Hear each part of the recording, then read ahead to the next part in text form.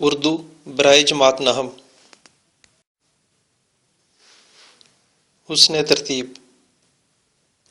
عنوانات مصنفین یا شعراء. حصہ نثر. 1.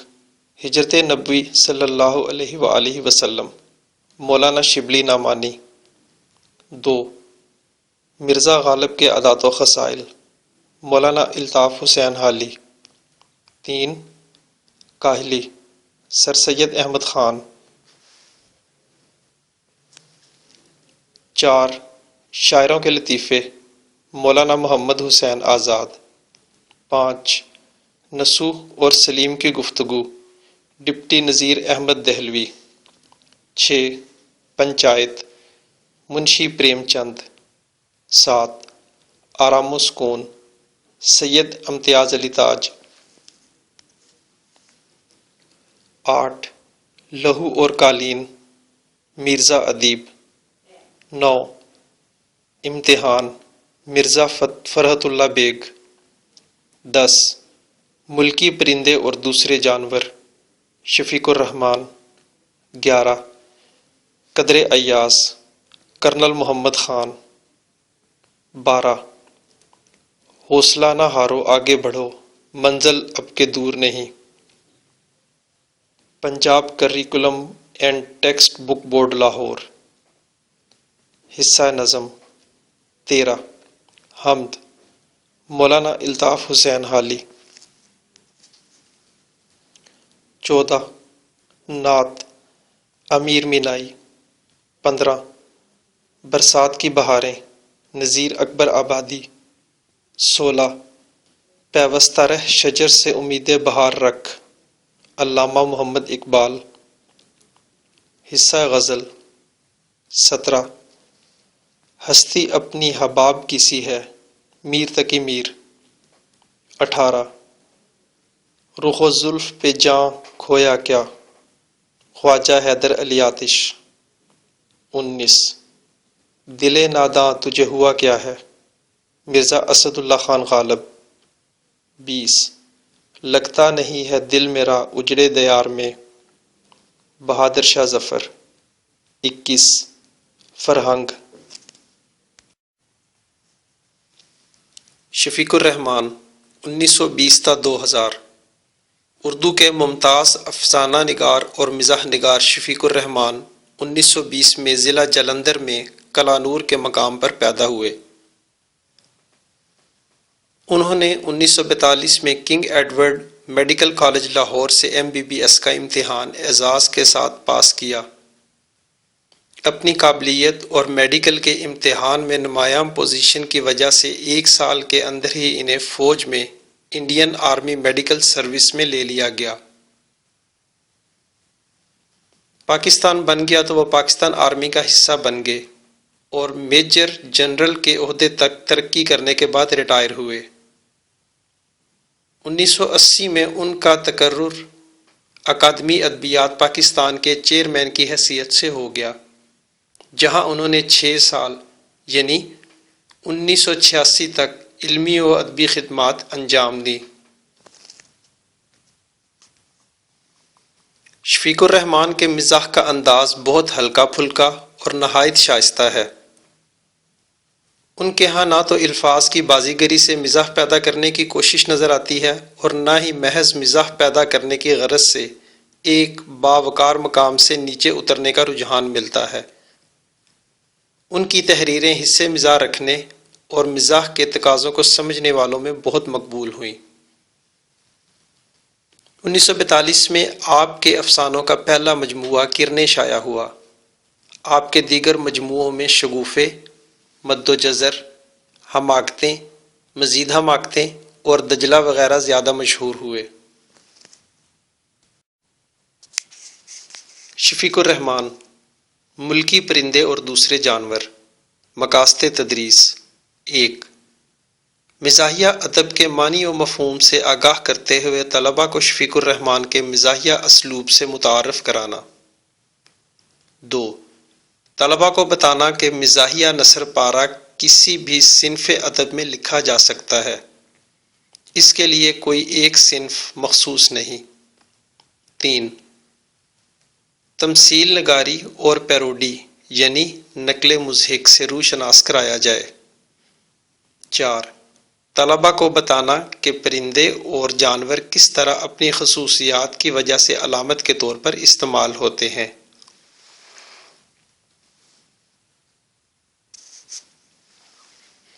کوا.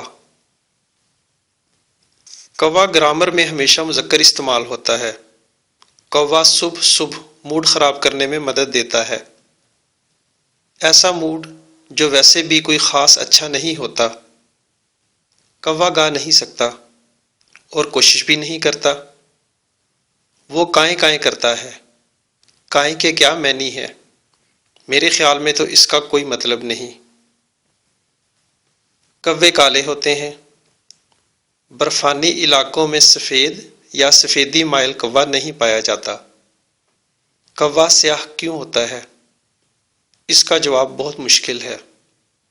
پہاڑی کوا 1.5 فٹ لمبا اور وزنی ہوتا ہے. میدان کے باشندے اس سے کہیں چھوٹے اور مختصر کوے پر کانے ہیں. کوے خوبصورت نہیں ہوتے لیکن پہاڑی کوا تو باقاعدہ بدنما ہوتا ہے کیونکہ وہ معمولی کوے سے حجم میں زیادہ ہوتا ہے. کوے کی نظر بڑی تیز ہوتی ہے.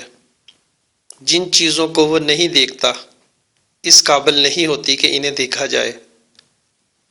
کوا بے چین رہتا ہے اور جگہ جگہ اڑ کر جاتا ہے. وہ جانتا ہے کہ زندگی بے حد مختصر ہے چنانچہ وہ سب کچھ دیکھنا چاہتا ہے. یہ کون نہیں چاہتا؟ کوا باورچی خانے کے پاس بہت مسرور رہتا ہے. ہر لہجے کے بعد کچھ اٹھا کر کسی اور کے لیے کہیں پھینک آتا ہے اور درخت پر بیٹھ کر سوچتا ہے کہ زندگی کتنی حسین ہے. کہیں بندوق چلے تو کوے اسے ذاتی توہین سمجھتے ہیں اور دفعتاً لاکھوں کی تعداد میں کہیں سے آ جاتے ہیں. اس قدر شور مچتا ہے کہ بندوق چلانے والا مہینوں پچھتاتا رہتا ہے. بارش ہوتی ہے تو کنویں نہاتے ہیں. بارش ہوتی ہے تو کوے نہاتے ہیں اور حفظان صحت کے اصولوں کا ذرا خیال نہیں رکھتے. کوا سوچ بچار کے قریب نہیں بھٹکتا. اس کا عقیدہ ہے کہ زیادہ فکر کرنا اعصابی بنا دیتا ہے. کوے سے ہم کئی سبق سیکھ سکتے ہیں. کوا بڑی سنجیدگی سے اڑتا ہے. بالکل چونچ کی سیدھ میں. کوے اڑ رہے ہوں تو معلوم ہوتا ہے کہ شرط لگا کر اڑ رہے ہیں. کوے فکر معاش میں دور دور نکل جاتے ہیں لیکن کبھی کھوئے نہیں جاتے. شام کے وقت کوئی 10,000 کنواں کہیں سے واپس آ جاتا ہے. ممکن ہے کہ یہ غلط کوے ہوں. اگر آپ کووں سے نالاں ہیں تو یہ مت بھولیے کہ کوے بھی آپ سے نالاں ہیں. بلبل.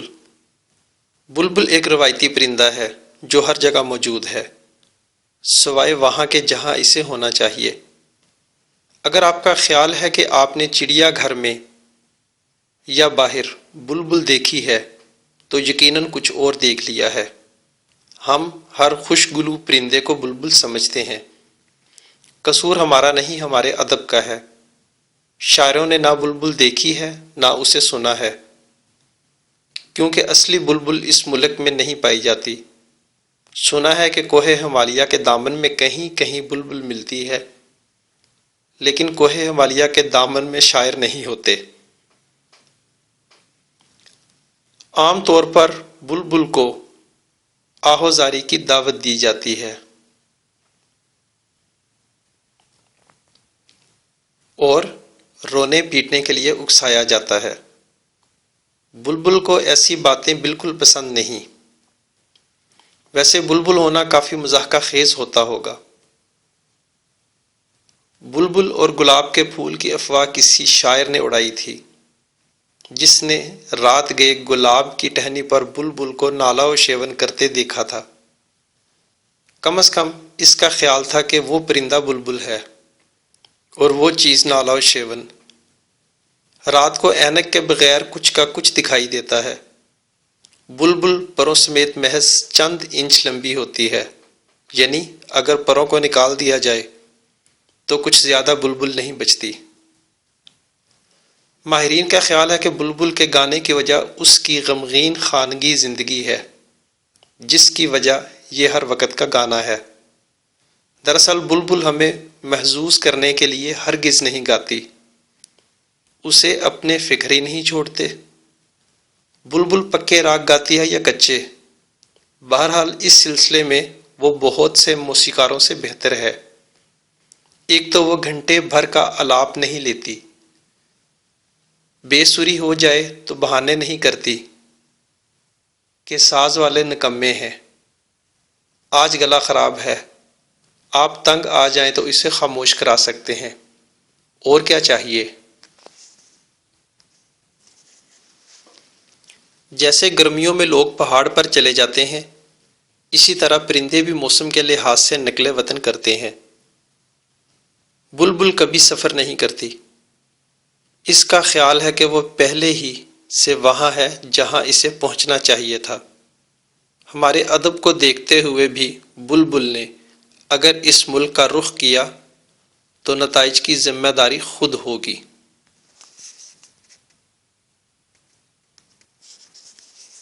بھینس۔ بھینس موٹی اور خوش طبع ہوتی ہے۔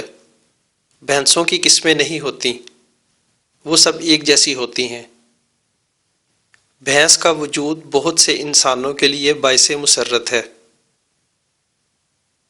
بھینس کا ہم عصر چوپایا گائے دنیا بھر میں موجود ہے، لیکن بھینس کا فخر صرف ہمیں ہی نصیب ہے۔ تبت میں گائے کے وزن پر سورا گائے ہوتی ہے، سورا بھینس کہیں نہیں ہوتی۔ بھینس کے بچے شکل صورت میں ننھال اور ددھیال دونوں پر جاتے ہیں، لہذا فریقین ایک دوسرے پر تنقید نہیں کر سکتے۔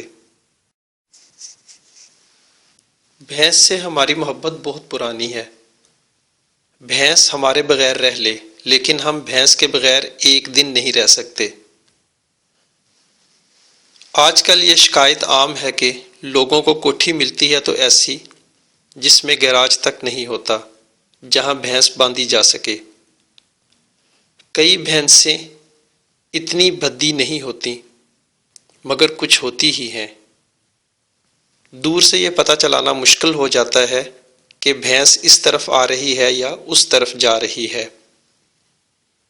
رخ روشن کے آگے شمع رکھ کر والا شعر یاد آ جاتا ہے۔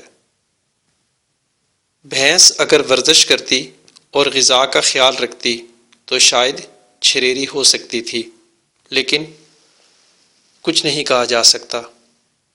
بعض لوگ مکمل احتیاط کرنے پر بھی موٹے ہوتے چلے جاتے ہیں۔ بھینس کا مشغلہ جگالی کرنا ہے یا تالاب میں لیٹے رہنا۔ وہ اکثر نیم باز آنکھوں سے افق کو تکتی رہتی ہے۔ لوگ قیاس آرائیاں کرتے ہیں کہ وہ کیا سوچتی ہے، وہ کچھ بھی نہیں سوچتی۔ اگر بھینس سوچ سکتی تو رونا کس بات کا تھا۔ بھینس کا حافظہ کمزور ہے، اسے کل کی بات آج یاد نہیں رہتی، اس لحاظ سے وہ انسان سے زیادہ خوش نصیب ہے۔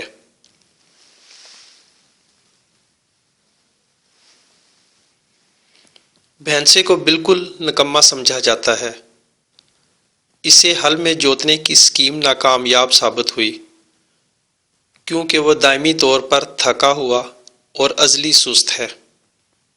اس نے بچپن میں بھینس کا دودھ پیا تھا۔ بھینس کے سامنے بین بجائی جائے تو نتیجہ تسلی بخش نہیں نکلتا۔ بھینس کو بین سے کوئی دلچسپی نہیں۔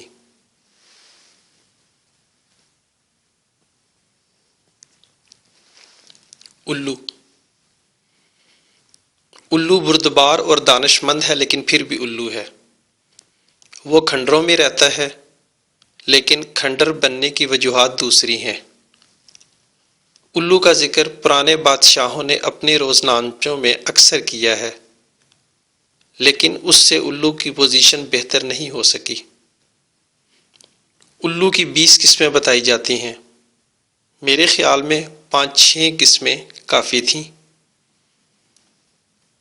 ویسے الوؤں کی عادتیں آپس میں اس قدر ملتی جلتی ہیں، ایک الو کو دیکھ لینا تمام الوؤں کو دیکھ لینے کے مترادف ہوگا۔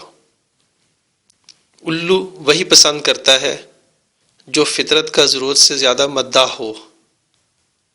روزمرہ کے الو کو بوم کہا جاتا ہے، اس سے بڑے کو جغد، جغد سے بڑا الو ابھی تک دریافت نہیں ہوا۔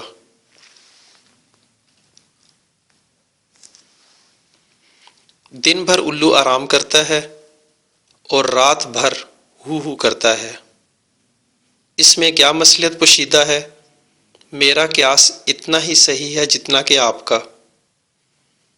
لوگوں کا خیال ہے کہ الو تو ہی تو کا وظیفہ پڑھتا ہے۔ اگر یہ سچ ہے تو وہ ان خود پسندوں سے 1000 درجہ بہتر ہے جو ہر وقت میں ہی میں کا ورد کرتے رہتے ہیں۔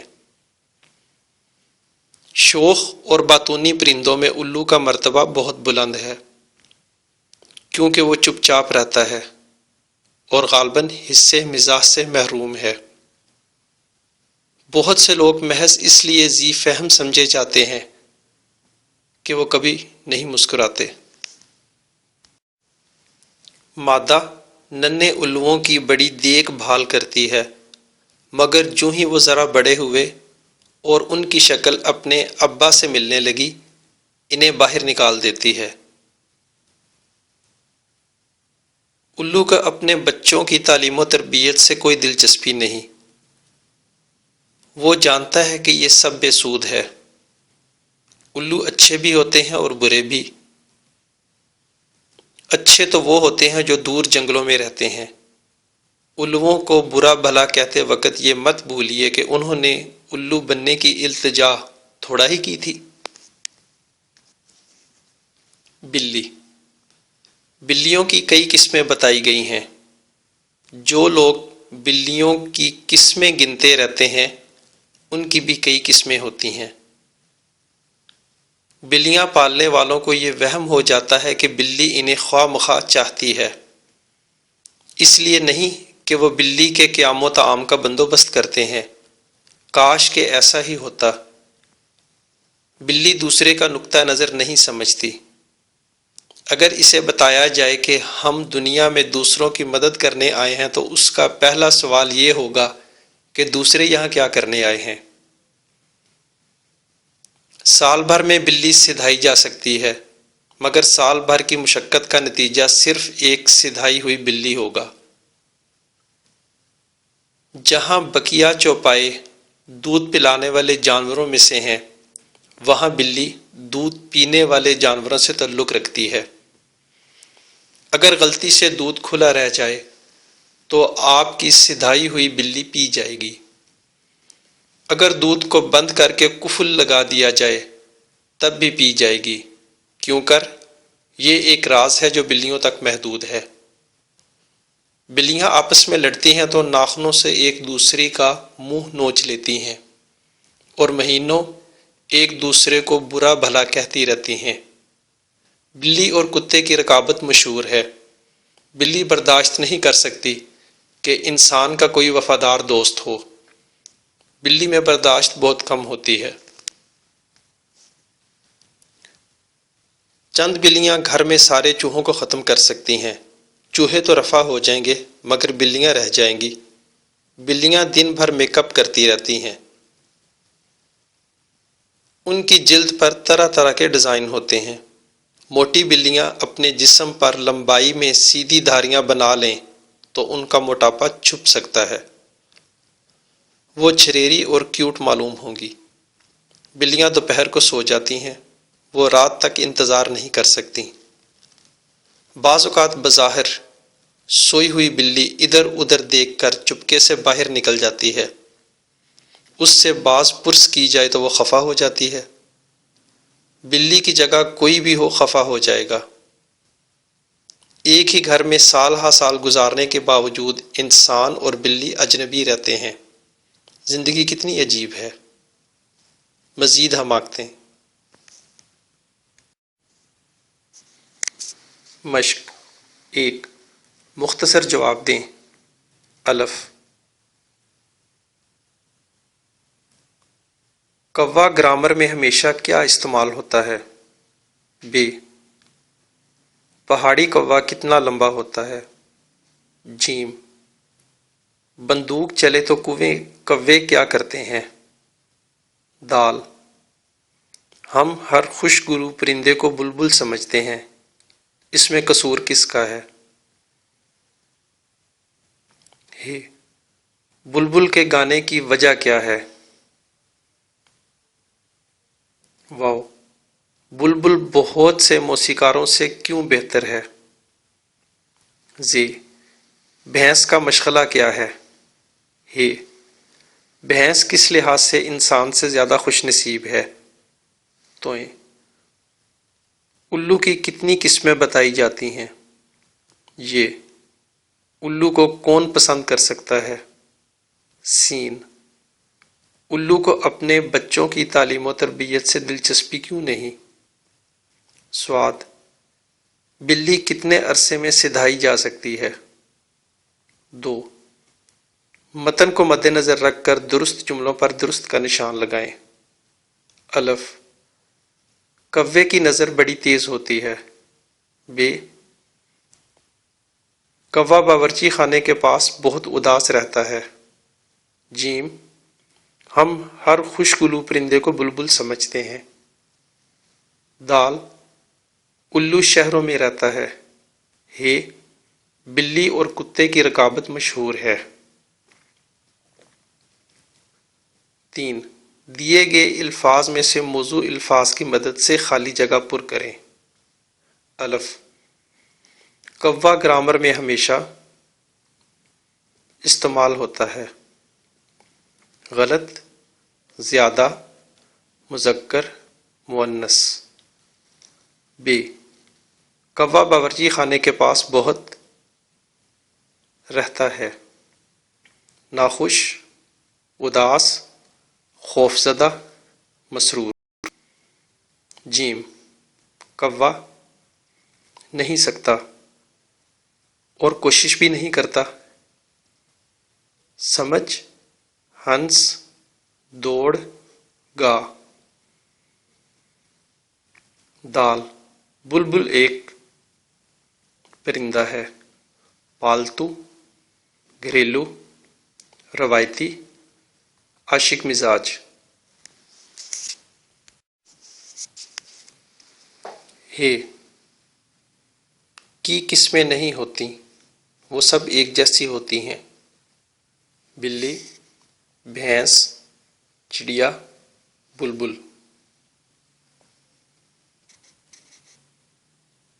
واو، بھینس کے شکل و صورت میں ننھال اور ددھیال دونوں پر جاتے ہیں۔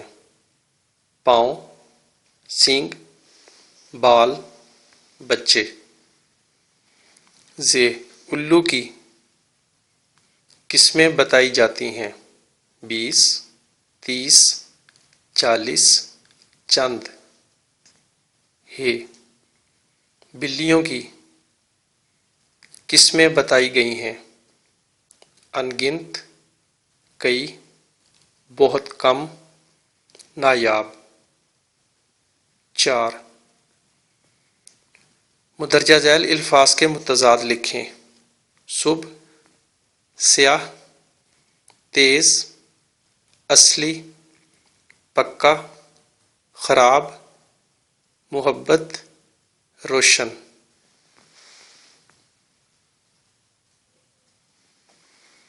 پانچ، اعراب کی مدد سے تلفظ واضح کریں۔ مذکر، مختصر، حجم، مسرور، حفظان صحت، خوشگلو، مضحکہ خیز، نالا و شیون، نقل وطن، روزمرہ۔ 6، مذکر اور مؤنث الفاظ الگ الگ کریں۔ نظر، زندگی، باورچی خانہ، بلبل، گلاب، الو، راگ، آہذاری، آہوزاری، مصلحت، قیاس۔ 7. مصنف نے الو کے بارے میں جو کچھ لکھا ہے اسے اختصار کے ساتھ بیان کریں۔ 8. سبق کا عنوان، مصنف کا نام اور اقتباس کے موقع و محل کی وضاحت کرتے ہوئے مندرجہ ذیل اقتباس کی تشریح کریں۔ بلبل پکے راگ گاتی ہے یا کچے؟ آپ تنگ آ جائیں تو اسے خاموش کرا سکتے ہیں۔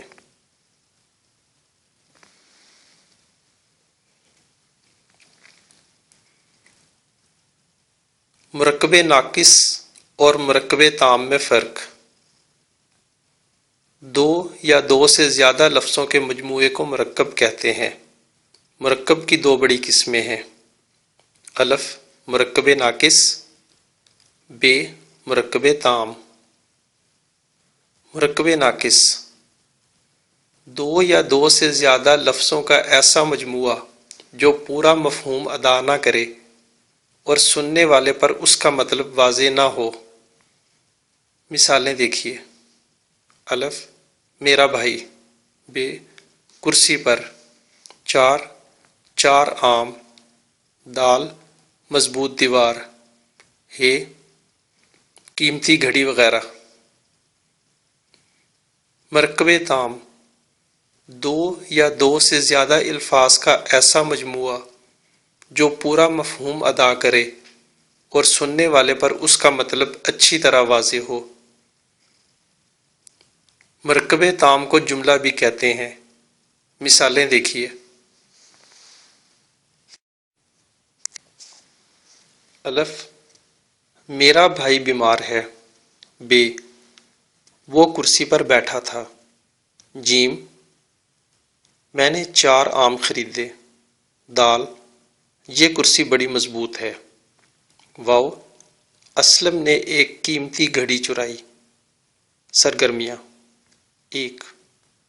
مصنف شفیق الرحمان کا کوئی اور مزاحیہ مضمون اپنے استاد سے پوچھ کر پڑھیں۔ 2. بچوں کو علامہ اقبال رحمۃ اللہ علیہ کی وہ سبق آموز نظمیں ضرور پڑھائی اور یاد کرائی جائیں جن میں پرندوں اور جانوروں کا ذکر ہے، مثلاً ہمدردی، ایک مکڑا اور مکھی، ایک پہاڑ اور گلہری، اور ایک گائے اور بکری وغیرہ۔ اشارات تدریس: 1. اساتذہ طلباء کو بتائیں کہ مزاحیہ ادب اپنے ظاہری رویوں میں سنجیدہ ادب سے بالکل مختلف ہوتا ہے، لیکن ہر دو طرح کے ادب کا مقصد معاشرے کی اصلاح ہوتا ہے۔ 2. اس بات کی وضاحت کی جائے کہ مزاح کے لیے کوئی صنف مخصوص نہیں۔ اردو ادب میں مضامین، سفرنامے، ڈرامے اور انشائیے وغیرہ کی صورت میں مزاحیہ ادب کے اچھے نمونے ملتے ہیں۔ 3. جن جانوروں اور پرندوں کا ذکر سبق میں موجود ہے، سبق پڑھانے سے قبل ان کا عام تعارف کرایا جائے۔ 4. جانوروں اور پرندوں کی جو خصوصیات مصنف نے بیان کی ہیں اور پھر ان کا ذکر جس علامتی انداز میں کیا ہے اس کی وضاحت کی جائے۔